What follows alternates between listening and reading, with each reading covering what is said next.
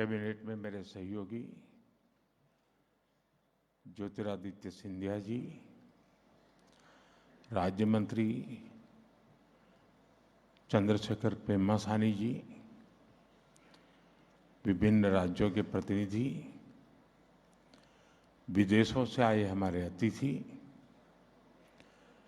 Telecom sector से जुड़े सभी महानुभाव, यहाँ उपस्थित विभिन्न कॉलेजों से आए मेरे युवा साथी, देवी और सज्जनों,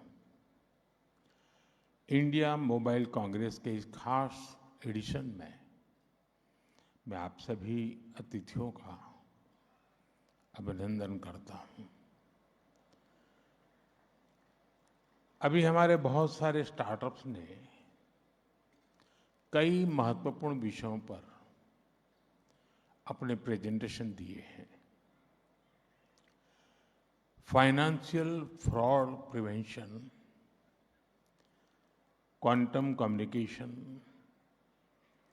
6G,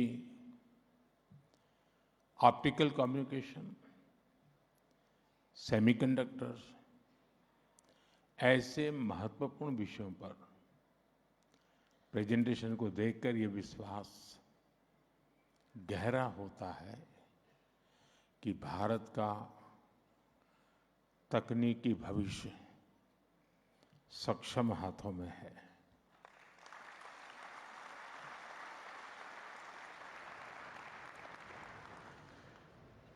मैं इस कार्यक्रम के लिए और सभी नए इनिशिएटिव्स के लिए आप सभी को शुभकामनाएं देता हूं। फ्रेंड्स, आईएमसी का ये आयोजन अब सिर्फ मोबाइल या टेलीकॉम तक सीमित नहीं रहा है। सिर्फ कुछ वर्षों में आईएमसी का ये इवेंट एशिया का सबसे बड़ा डिजिटल टेक्नोलॉजी फोरम बन गया है।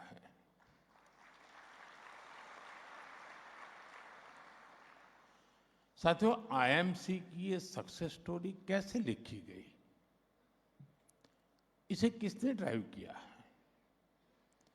साथियों, इस सक्सेस स्टोरी को लिखा है भारत के टेक सेवी माइंडसेट ने। इसे लीड किया है हमारे युवाओं ने, भारत के टैलेंट ने। इसे गति दी है हमारे इनोवेटर्स ने, हमारे स्टार्टअप्स ने। और इसलिए ये मुमकिन हो पाया है क्योंकि आज सरकार देश की प्रतिभा और क्षमता के साथ पूरी ताकत से खड़ी है। Telecom technology development fund, digital communications innovation square, इन स्कीम के जरिए हम हमारे स्टार्टअप्स को फंड्स उपलब्ध करवा रहे हैं। 5G, 6G, advance optical communications और टेराहर्ट्ज, इन टेक्नोलॉजीज में टेस्ट बेड्स के लिए सरकार फाइनेंस कर रही है ताकि हमारे स्टार्टअप्स अपने प्रोडक्ट्स बिल्ड कर पाए। हम स्टार्टअप्स और देश के प्रीमियर रिसर्च इंस्टीट्यूट्स के बीच पार्टनरशिप को फैसिलिटेट कर रहे हैं। आज सरकार की मदद से इंडियन इंडस्ट्री, स्टार्टअप्स और एकेडमिया कई क्षेत्रों में मिलकर काम कर रहे हैं। इंडिजीनियस टेक्नोलॉजीज का डेवलपमेंट और स्केलिंग हो, R&D के जरिए इंटेलेक्चुअल प्रॉपर्टी क्रिएट करना हो, ग्लोबल स्टैंडर्ड्स के डेवलपमेंट में कंट्रीब्यूट करना हो, भारत हर आयाम में आगे बढ़ रहा है। इन्हीं प्रयासों का परिणाम है कि आज भारत एक इफेक्टिव प्लेटफॉर्म बनकर उभरा है। साथियों, इंडिया मोबाइल कांग्रेस और टेलीकॉम सेक्टर में भारत की सफलता आत्मनिर्भर भारत के विजन की ताकत को बताता है। आप याद करिए, मैंने जब मेक इन इंडिया की बात कही थी तो कुछ लोग कैसे इसका मजाक उड़ाते थे। शक संदेह में जीने वाले लोग कहते थे कि भारत टेक्नोलॉजिकली एडवांस चीजें कैसे बनाएगा, क्योंकि उनके दौर में नई टेक्नोलॉजी को भारत तक आने में कई दशक लग जाते थे। देश ने उसका जवाब दिया। जो देश कभी 2G को लेकर स्ट्रगल करता था, आज उसी देश के लगभग हर जिले में 5G पहुंच चुका है।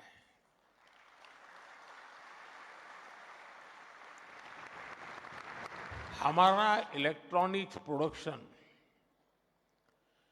2040 की तुलना में 6 टाइम बढ़ चुका है। मोबाइल फोन मैन्युफैक्चरिंग में 28 टाइम्स और एक्सपोर्ट में 127 टाइम्स की वृद्धि हुई है। पिछले एक दशक में मोबाइल फोन मैन्युफैक्चरिंग सेक्टर ने लाखों डायरेक्ट जॉब्स क्रिएट की हैं। अभी हाल ही में एक बड़ी स्मार्टफोन कंपनी का डेटा सामने आया है। आज 45 भारतीय कंपनियां उस एक बड़ी कंपनी की सप्लाई चेन से जुड़ी हैं।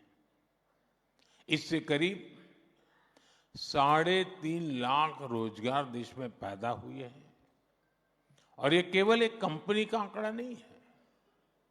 आज देश में कितनी ही कंपनियां बड़े स्केल पर मैन्युफैक्चरिंग कर रही हैं। इसमें अगर इनडायरेक्ट अपॉर्चुनिटीज को जोड़ दें तो हम कल्पना कर सकते हैं कि रोजगार का ये नंबर कितना बड़ा बन जाता है।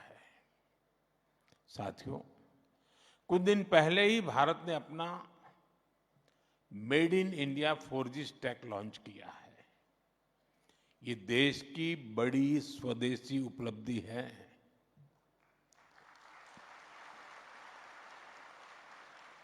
अब भारत दुनिया के उन 5 देशों की लिस्ट में आ गया है जिनके पास ये सामर्थ्य है। ये डिजिटल सेल्फ रिलायंस की दिशा में, टेक्नोलॉजिकल इंडिपेंडेंस की दिशा में देश का एक बड़ा कदम है। Indigenous 4G and 5G stack के जरिए हम न केवल सीमलेस कनेक्टिविटी को सुनिश्चित कर पाएंगे, बल्कि देशवासियों को तेज इंटरनेट और रिलायबल सर्विसेज भी दे पाएंगे। इसी मकसद से जिस दिन हमने अपना made in India 4G stack launch किया, उसी दिन देश में एक साथ करीब 1 लाख 4G टावर्स को भी एक्टिव किया गया।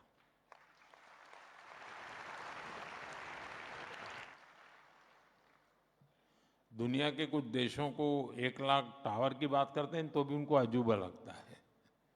ये आंकड़े बहुत बड़े लगते हैं लोगों को। इसके कारण एक साथ 2 करोड़ से ज्यादा लोग देश की डिजिटल मूवमेंट का हिस्सा बने हैं। इसमें कई ऐसे इलाके थे जो रिमोट एरिया में थे, जो डिजिटल कनेक्टिविटी में पीछे छूट गए थे। अब ऐसे सभी क्षेत्रों में इंटरनेट कनेक्टिविटी पहुंची है। साथियों, भारत के made in India 4G stack की एक और विशेषता है। हमारा 4G स्टैक एक्सपोर्ट रेडी भी है।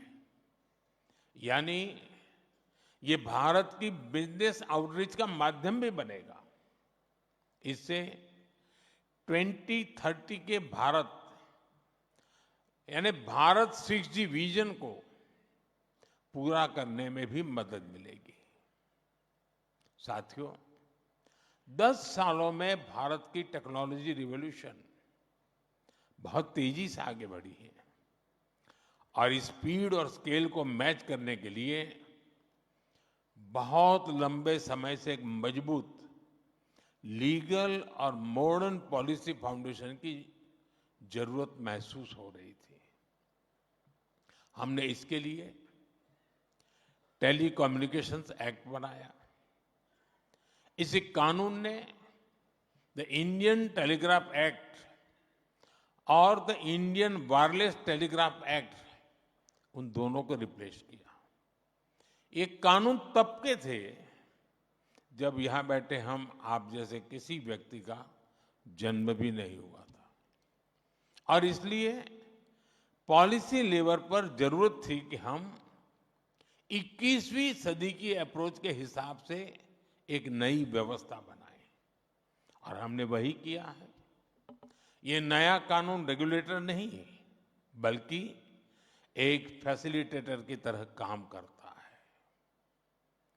अब अप्रूवल्स आसान हुए हैं, राइट ऑफ वे परमिशन जल्दी मिलती है, इसका परिणाम भी दिख रहा है। फाइबर और टावर नेटवर्क का विस्तार तेजी से हो रहा है। इससे ईज ऑफ डूइंग बिजनेस बढ़ी है, इन्वेस्टमेंट को एनकरेज किया जा रहा है और उद्योगों को लॉन्ग टर्म प्लानिंग में सुविधा हुई है। साथियों, आज हम देश में साइबर सिक्योरिटी को भी उतनी ही प्राथमिकता दे रहे हैं। साइबर फ्रॉड्स के खिलाफ कानून सख्त किए गए हैं और अकाउंटेबिलिटी भी बढ़ाई है, और ग्रीवेंस रिड्रेसल के मैकेनिज्म को भी बेहतर किया गया है। इंडस्ट्री और कंज्यूमर्स दोनों को इसका बहुत बड़ा लाभ मिल रहा है। फ्रेंड्स, आज पूरा विश्व भारत के पोटेंशियल को रिकॉग्नाइज कर रहा है। दुनिया का दूसरा सबसे बड़ा टेलीकॉम मार्केट हमारे पास है। दूसरा सबसे बड़ा 5G मार्केट यहां है, और मार्केट के साथ ही हमारे पास मैन पावर भी है, मोबिलिटी भी है और माइंडसेट भी है। और जब मैन पावर की बात आती है तो भारत में स्केल और स्किल दोनों एक साथ दिखाई देते हैं। आज भारत दुनिया की सबसे बड़ी युवा आबादी का देश है, और ये जनरेशन बहुत बड़े लेवल पर स्किल बनाई जा रही है। भारत आज दुनिया में सबसे तेजी से बढ़ती डेवलपर पॉपुलेशन वाला देश है।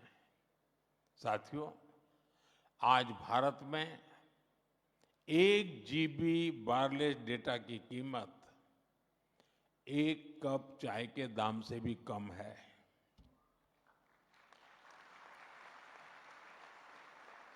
चाय का उदाहरण देना मेरी आदत है।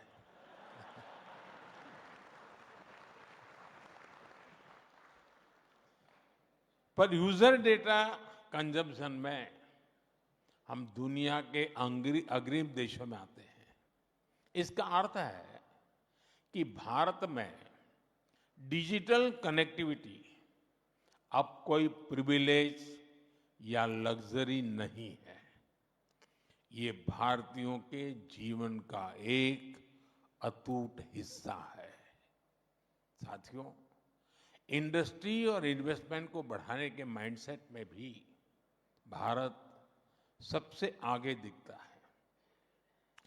भारत का डेमोक्रेटिक सेटअप, सरकार की वेलकमिंग अप्रोच और ईज ऑफ डूइंग बिजनेस की पॉलिसीज, इनसे भारत की पहचान एक इन्वेस्टर फ्रेंडली डेस्टिनेशन के रूप में बनी है।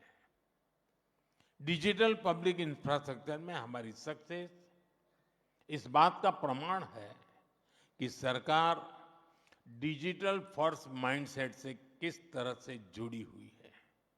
इसलिए मैं पूरे विश्वास से कहता हूं, this is the best time to invest, innovate and make in India.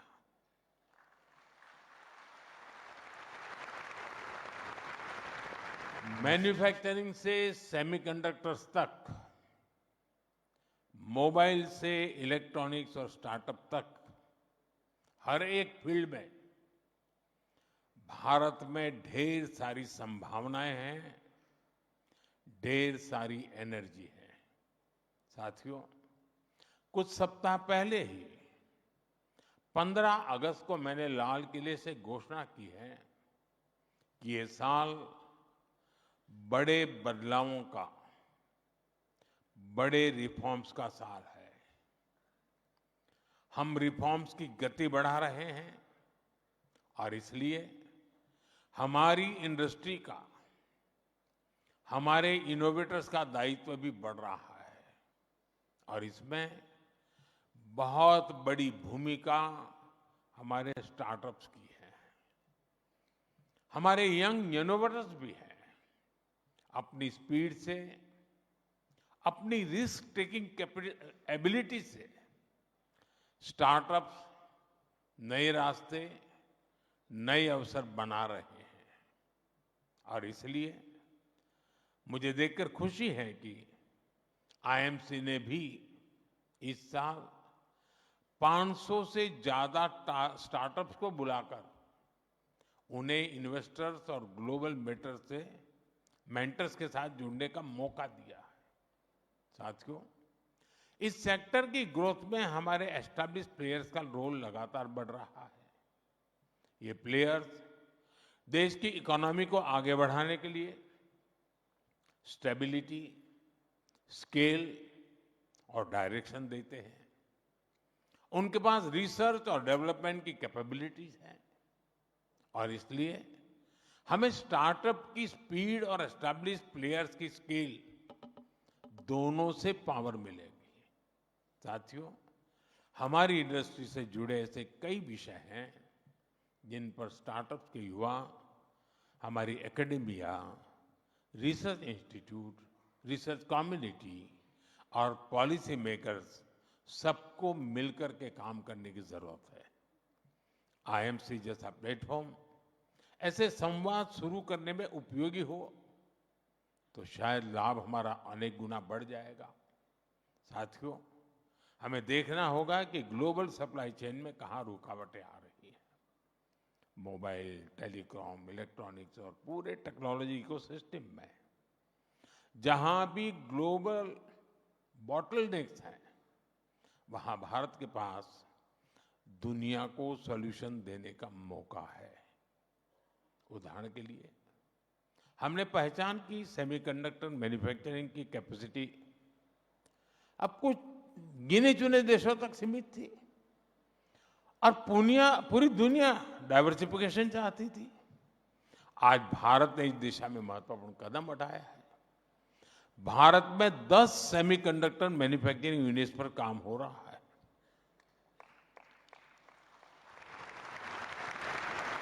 साथियों, इलेक्ट्रॉनिक्स मैन्युफैक्चरिंग में ग्लोबल कंपनियां ट्रस्टेड पार्टनर्स की तलाश कर रही हैं जो स्केल और रिलायबिलिटी दोनों में सही उतरे। दुनिया टेलीकॉम नेटवर्क इक्विपमेंट में डिजाइन और मैन्युफैक्चरिंग के लिए भी भरोसेमंद पार्टनर चाहती है। क्या भारतीय कंपनियां रिलायबल ग्लोबल सप्लायर्स और डिजाइन पार्टनर्स नहीं बन सकती? साथियों, मोबाइल मैन्युफैक्चरिंग में चिपसेट्स और बैटरियों से लेकर डिस्प्लेज और सेंसर्स तक ये काम देश के भीतर और ज्यादा होने की जरूरत है। दुनिया पहले से कहीं ज्यादा डेटा जनरेट कर रही है, इसलिए स्टोरेज, सिक्योरिटी और सॉवरेनिटी जैसे सवाल बहुत महत्वपूर्ण हो जाएंगे। डेटा सेंटर्स और क्लाउड इंफ्रास्ट्रक्चर पर काम करके भारत एक ग्लोबल डेटा हब बन सकता है। साथियों, मुझे आशा है कि आने वाले सेशन में हम इसी अप्रोच को, इसी टारगेट को लेकर आगे बढ़ेंगे। एक बार फिर आईएमसी के इस पूरे कार्यक्रम के लिए आप सभी को मेरी ढेर सारी शुभकामनाएं हैं। आप सबका बहुत बहुत धन्यवाद। Thank you.